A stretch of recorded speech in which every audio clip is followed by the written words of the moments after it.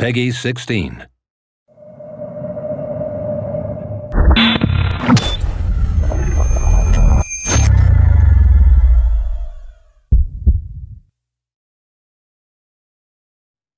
Don't forget who you are and where you come from. F. Scott Fitzgerald. Despite the best efforts of the nameless hero in previous installments, the world in Risen 3 Titan Lords is still on the brink of disaster. This time, however, a new hero has to step up, and he's got a very personal score to settle with the Titan Lords. You see, their relentless war has not only laid waste to most of the world and unleashed the dead from the depths of the planet, they've also stolen his soul. Our new hero will face a greater yet familiar threat in an adventure that Piranha Bytes have declared is going back to its roots, taking favourite elements from Risen 1 and the original Gothic series. But what does that mean exactly? The handcrafted world. A key trait of Piranha Bytes games is the believable and authentic game worlds that they craft. This handcrafted world is one shaped by narrative. Nothing is there by chance, nothing is placed at random, and nothing is generated. Everything has its own look and purpose, and the larger world, crafted for Risen 3 Titan Lords, is no exception. This time around, the world of Risen 3 gives the hero the opportunity to explore a darker tone, as seen in areas such as Calidor, home of the legendary demon hunters, and Taranis, home of the mages and their protectors, the Guardians. Both of these areas may trigger memories of environments found in Risen 1, and they also offer a distinctly Gothic vibe. Heroes will discover quests and characters as they make their way through this diverse world. From quaint medieval-style towns and deep dark mines to the supernatural shadow world, there is a wealth of possibilities waiting to be explored, and for fans of the Piranha Bytes heritage, there may even be some familiar elements and indeed faces along the way. Mages. We should never have banished them. We should have killed them. Exploration. There's much to discover, and heroes are freer than ever to explore, whether it's treasure hunting in ancient ruins, roaming through forests or abandoned mines, and, for the first time ever in the Risen series, swimming off to uncharted areas, both with and without the aid of a map. No matter where one goes, as you'd expect, it's no walk in the park. Deadly creatures are lurking behind every corner. And the world itself isn't much friendlier than the local fauna. The world contains many dangerous areas loaded with precarious paths, booby traps, dead ends, and of course puzzles. But in Risen 3, as ever, fortune favours the brave, and more often than not, exploration reaps rewards, be it gold, peculiar quests, legendary items, or even secret passages. Attitude. At the end of a hard day's adventuring, our weary hero also can't always expect to kick back and relax peacefully with pals at the local tavern. But hey, that's Risen for you. Not everybody wants to be your best friend from the start, and those that do probably can't be trusted. Respect has to be earned, or even taken. Go fuck yourself. You are just cruising for a bruising. Come here, shrimp. And it simply wouldn't be Risen if the hero was able to dominate every fight right from the start. Similar to former Risen games or the legendary Gothic series, our hero has to pick his battles carefully. Sometimes there's no shame in retreat, so long as you can come back later with a bigger sword and the experience to wield it. Combat. However, hot-blooded heroes may meet a swift demise if they're not careful. The true hero is mindful of his opponents in combat and uses his full repertoire of skills.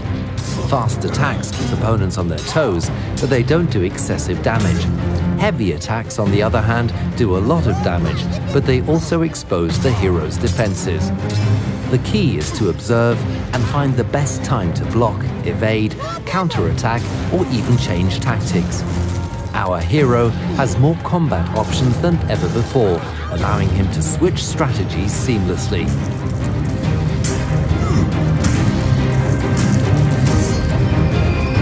Skills. As the hero defeats enemies and completes quests, glory is earned.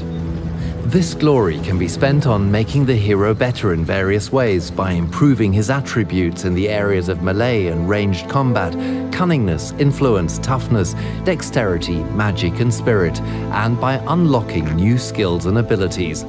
This time around, our hero has more freedom to forge his style by choosing what he wants to focus on upgrading. But how does one acquire such skills? Teach me something. What would you like to know?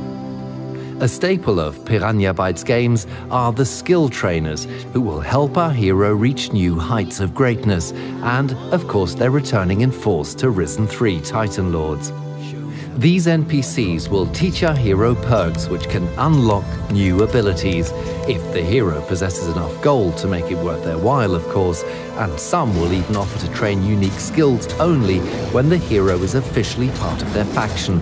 So choose wisely, hero. Can I learn something from you? You're not a guardian, therefore I am not permitted to teach you any of our skills. But I think I could teach you a thing or two about fighting. Return of 3 factions. Speaking of factions, this time we're returning to the classic Risen 1-like setup of 3 competing factions in the world, to which the hero can prove his mettle. Each offering unique quests, abilities, spells, weapons, items, and tiered armors, depending on his level of worth and dedication to the faction of choice. The hero can choose to dip his toes into the guild, getting only what he needs to progress and no more, or fully immerse himself in their ways, being granted their progressively better equipment as a result. Those who prefer heavier plate armors to cloth and lighter armors will have a lot to look forward to this time. The 3 joinable factions aren't the only players in the world, however, and our hero will have to be mindful of other key players in the world who have their own agendas and allegiances. Return of Crystal Magic. Followers of the Way of Magic from Risen 1 will also feel right at home. The art of crystal magic has not been lost, it's simply been hiding and has risen once more in response to the terrible events unfolding. Heroes can open a fight with a lightning spell from distance, throw enemies down in close combat by means of a shockwave, and seamlessly finish them off with a sword. The dynamic interplay between spells and steel adds new depth to combat. Hundreds of quests. Nodu is good GNU, works a lot. Ask him if he need help anyway. Alas, even the best sword just doesn't cut it when one lacks the opportunity to actually use it. Luckily, there are more than enough reasons to draw steel. The world of Risen 3 is populated by many different non-player characters, just dying to send the hero on literally hundreds of quests. These range from rather simple tasks to epic hero work. Clever heroes will often see that there's more than one way to bring a quest to its conclusion. Sometimes they may even be able to accomplish a quest without having been told about it in the first place. But they should be mindful of the consequences. If a few crystals make their way into your pockets from time to time, I'll turn a blind eye. I've been waiting too long for a bag of crystals to be delivered from the camp's mine. I'm not counting on Geralt bringing them anymore. Geralt said I could steal a few crystals in the mine. What? I'll tell Magnus about this, and there will be consequences for Geralt. You squealed on me to Frink. So? So? I'll remember that, you hear? Sure. Crafting. Adventuring is a serious business, and our hero would be foolish to set out with nothing less than the best equipment and items.